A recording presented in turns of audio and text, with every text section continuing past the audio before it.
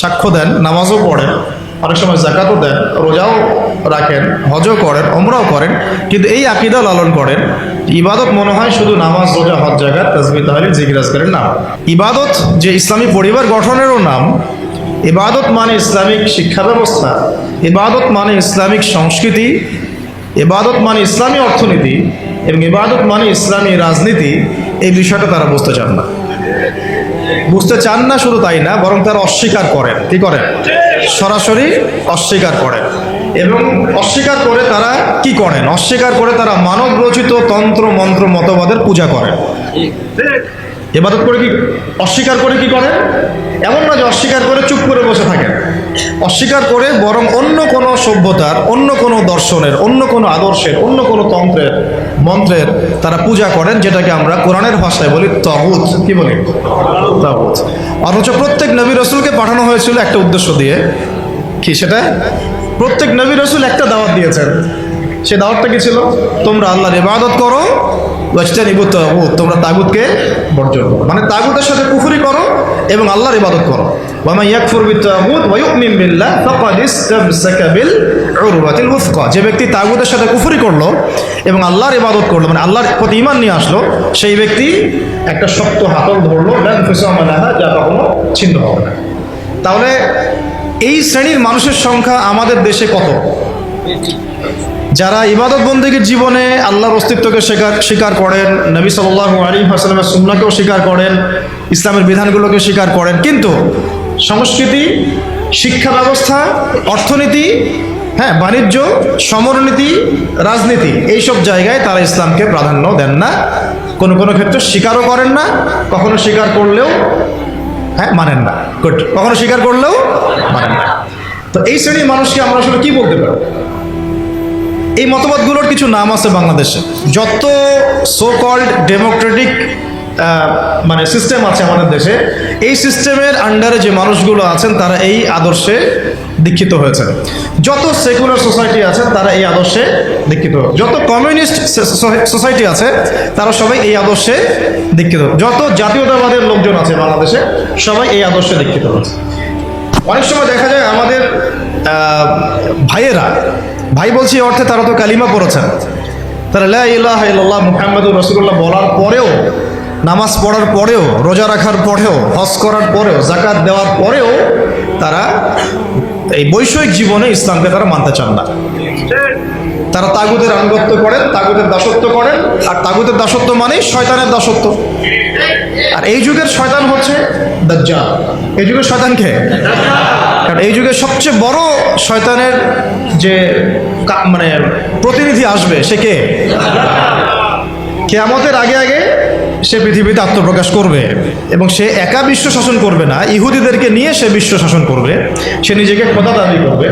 তার মানে আল্লাহ বিরোধী যত কিছু আছে এই বিশ্বে আস্তে আস্তে এগুলো দাজ্জালের সাথেই সম্পৃক্ত হচ্ছে কোনো না কোনোভাবে। এখন কথা হচ্ছে যে এই মানুষগুলো এই একটা আংশিক ইসলাম ফলো করেন, সামগ্রিক জীবনে তার ইসলামকে ফলো করতে চান না। তার মানে ইবাদত, যে ইবাদত করতে আল্লাহ পাক আমাদেরকে দুনিয়াতে পাঠিয়েছেন, সেই ইবাদত তারা জীবনের একটা ক্ষেত্রে করতে চান, বাকি জীবনের একটা বড় অংশে সেই ইবাদত তারা করতে চান না। এই মানুষগুলোই তারা যারা বলেন যে ধর্মের সাথে রাষ্ট্রের কি সম্পর্ক। এই মানুষগুলি তারা যারা বলেন যে ইসলামী রাজনীতির কি প্রয়োজন আছে। এই মানুষগুলো কিন্তু তারা যারা বলেন যে ধর্ম নিয়ে রাজনীতি করতে আসবেন না। এই মানুষগুলি তারা যারা বলেন যে আপনারা ধর্মান্ধ, আপনারা ধর্ম ব্যবসা করছেন, আপনারা মৌলবাদী, আপনারা আরো অনেক সময় বলেছে জঙ্গি, কখনো বলেছে তারা সন্ত্রাসী। তো কেন বলেন তারা? কেন এই কথাটা বলেন? কেউ বুঝে বলে, কেউ না বুঝে বলে। যারা না বুঝে বলে ওদের কথা বাদ দিলাম, যারা বুঝে বলে তাদের শাস্তিটা কেমন হবে? একটা বিষয় হলো, একজন কাফের সে কখনো কালিমার সাক্ষ্য দেয় নাই, সে আল্লাহকেও বিশ্বাস করে না, রাসূলকেও বিশ্বাস করে না, সে জীবনের কোনো অংশেই ইসলামকে বিশ্বাস করে না। এটা হলো এক সুরত। আরেকটা সুরত হচ্ছে আপনি কালিমা পড়েছেন, আল্লাহর একত্ববাদের সাক্ষ্য দেন, রাসূলের রিসালাতের সাক্ষ্য দেন, আখিরাতেও বিশ্বাস করেন, তারপরেও আপনি জীবনের একটা অংশে ইসলামকে মেনে চলেন, বাকি বড় অংশে আপনি ইসলামকে অস্বীকার করেন। তাহলে এই দুটো শাস্তি কি সমান হবে? দুটো অপরাধ কি সমান? অথচ আফসোস, আমাদের দেশের পলিটিক্যাল সিস্টেমে যত মতাদর্শ আছে তার 99% এই মতাদর্শে দীক্ষিত। তারা সেকুলার। 99% যদি বেশি হয় তাহলে 90% কমপক্ষে আছে যারা সেকুলার, যারা মনে করেন ইসলাম জীবনের একটা ক্ষেত্রে মানা যায় কিন্তু সামগ্রিক জীবনে ইসলামকে আনা যায় না। এই কারণেই শুধুমাত্র এই আদর্শের কারণেই স্বাধীনতার ওই পর থেকে যদি হিসাব করেন তাহলে সংখ্যাগরিষ্ঠ মুসলিম প্রধান দেশে একটা ইসলামী আইনও বাস্তবায়িত হয় না। যদি আপনি গণতন্ত্রের কথাই বলেন তাহলে আমি প্রশ্ন করতে পারি যে গণতন্ত্রের মূলনীতি কি? গণতন্ত্রের মূলনীতি হচ্ছে সংখ্যাগরিষ্ঠ মানুষ যা বলবে তাই হক, তাই তো? এই মতবাদ ইসলামের সাথে সাংঘর্ষিক, কিন্তু তারপরেও আপনাদের ভাষায় কথা বলছি, যদি এটাও ধরে নেই যে আপনাদের তর্কের খাতিরে ধরেও নেই যে আপনাদের এই কথাটা ঠিক, আসলে কিন্তু ঠিক না, তর্কের খাতিরে ধরে নিলাম যে আপনাদের এই কথাটা ঠিক, তাহলে আমাদেরকে উত্তর দেন যে বাংলাদেশে বেশিরভাগ মানুষ তো মুসলিম, 90% মানুষ মুসলিম, তাহলে 90% মানুষ মুসলিম, এত বেশি অধিকাংশ মুসলিম প্রধান একটা দেশের রাষ্ট্র ধর্ম ইসলাম কেন হবে না? যেহেতু বেশিরভাগ মানুষ মুসলিম, তাহলে জনসংখ্যা দিয়েও তো আপনি গণতন্ত্রের মূলনীতি রক্ষা করলেন না। ধরেন আমাদের দেশে 16 কোটি মানুষ, তার মধ্যে ধরেন 15 কোটি মুসলিম, তাহলে তো গণতন্ত্রের দাবি যে 15 কোটি মানুষের যা ধর্ম তাই হবে রাষ্ট্রধর্ম। 15 কোটি মানুষ যদি বলে হ্যাঁ আমরা শরিয়া আইন চাই, ইসলামী রাষ্ট্র চাই, তাহলে তাদের ভোট নিয়ে তো ইসলামী রাষ্ট্র কায়েম করতে হতো। তাহলে আদৌ কি হয়েছে? তাহলে এটা একটা ধোঁকাবাজি হয়েছে। কি হয়েছে? একটা ধোঁকাবাজি। এই জন্য আমরা বললাম এটা গণতন্ত্র নয়, এটা তথাকথিত গণতন্ত্র। এটা একটা so called democratic country, not democratic country.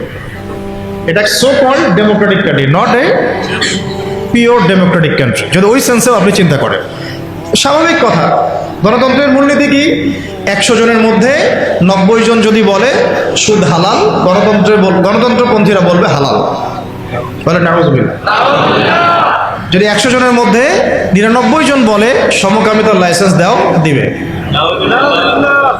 যদি বলে LGBTQ প্রতিষ্ঠা করো, করবে। যদি বলে যে পতিতালয়ের লাইসেন্স দাও, দিবে। এই তো তাদের মূলনীতি। এটা মূলনীতি না? আর একজন বেচারা দাঁড়িয়ে যদি বলে যে না এগুলো হারাম, তার কথা শোনা হবে না। স্পিকার সাহেব বলবেন না, হ্যাঁ জয়যুক্ত হয়েছে। কি বলবেন? হ্যাঁ জয়যুক্ত হয়েছে। তো এটা হলো তাদের মূলনীতি। তো এই মূলনীতি ইসলামের সাথে সরাসরি সাংঘর্ষিক, কিন্তু তর্কের খাতিরে যদি ধরেও নেই যে আপনার কথা ঠিক, আপনার মূলনীতি ঠিক আছে, তাহলে বেশিরভাগ মানুষ যেহেতু মুসলিম, তাহলে কেন ইসলাম রাষ্ট্রধর্ম হলো না? কেন সংবিধানে ইসলামী আইনগুলো আসলো না? কেন মুসলিমদের ধর্মগ্রন্থই সংবিধান হলো না? কেন মুসলিমদের উসওয়াতুল হাসানা নবী মুহাম্মদ সাল্লাল্লাহু আলাইহি ওয়াসাল্লামের রেখে যাওয়া সুন্নতার বিধানগুলো আমাদের সংবিধানে স্থান পেল না?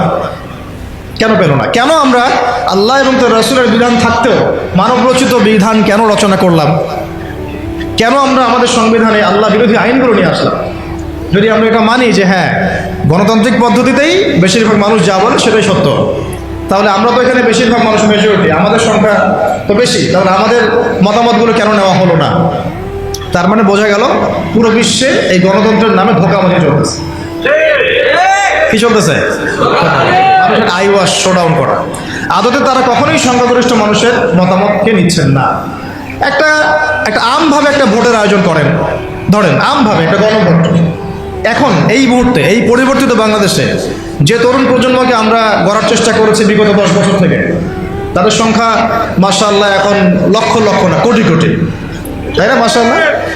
এখন একটা আপনারা একটা গণভোট নেন, দেখি ইনসাফের সাথে যে কত পার্সেন্ট মানুষ ইসলামী রাষ্ট্র চায় আর কত পার্সেন্ট মানুষ ইসলামী রাষ্ট্র চায় না। কত পার্সেন্ট মানুষ চায় যে বাংলাদেশে একটা ইসলামী রাষ্ট্র হোক বা একটা ইসলাম। সব কি হয়েছে? ধোঁকাবাজি না? তো এই দর্শনে যারা বিশ্বাস করেন তারা জীবনের একটা অংশে ইসলামকে মানেন, বাকি অংশে তার ইসলামকে মানেন। তারাই বলেন যে ইসলাম ধর্মকে আবার রাষ্ট্রে আনার কি দরকার, সংবিধানে কেন আল্লাহর আইন আনতে হবে, এগুলো তো মৌলবাদী কথা হয়ে যায়, এগুলো তো হ্যাঁ চরমপন্থা হয়ে যায়, এগুলো তো সেকেলে কথা হয়ে যায়, এই যুগে কি এগুলো চলে? নাউজুবিল্লাহ মিন যালিক। তারা এগুলো বলেছে না?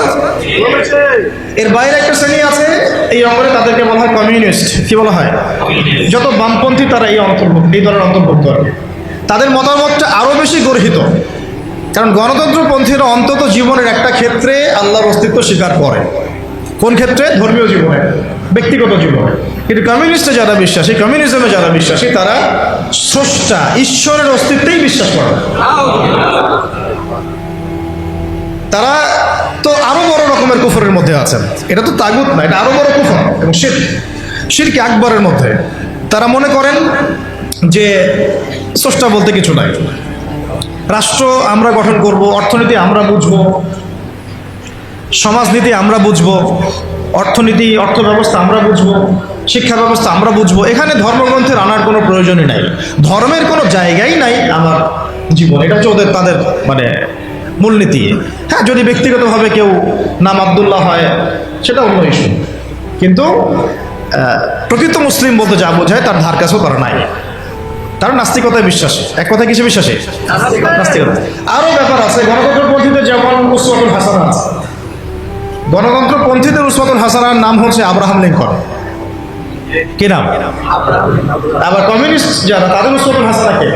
Mao Tse-tung, Lenin, স্টেলিন। তারা হচ্ছে তাদের উসওয়াতুল হাসানা। উসওয়াতুল হাসানা বুঝেন কিনা? উসওয়াতুল হাসানা মানে কি? সর্বোত্তম আদর্শ। তা আমাদের উসওয়াতুল হাসানা কে? নবী মুহাম্মদ সাল্লাল্লাহু আলাইহি ওয়াসাল্লাম কি শুধু আমার নামাজের উসওয়াতুল হাসানা? শুধু কি আমার পরিবারের উসওয়াতুল হাসানা? শুধু আমার সমাজের, অর্থনীতির, সংস্কৃতির, শিক্ষার, নাকি পুরো জীবনের?